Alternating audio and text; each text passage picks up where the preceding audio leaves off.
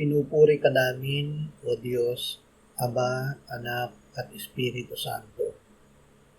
Salamat, Ama, na ibinigay mo sa amin si Jesus na iyong anak, na namatay para sa aming kasalanan, iyong muling binuhay, iniakyat at iniluklok sa iyong kanan sa langit.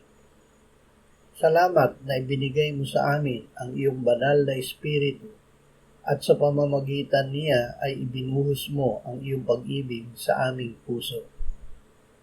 Ama, ang iyong salita ang katotohanan na naghihiwalay sa amin para kami ay maging tangi at lubos na sa iyo.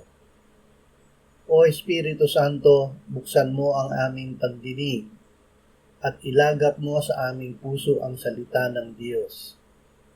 Ipamalay mo sa amin na ang Diyos at ang kanyang kapangyarihan ay nananahan sa amin at siya ang gumagawa upang magawa namin ang kanyang mga gawa. Amen.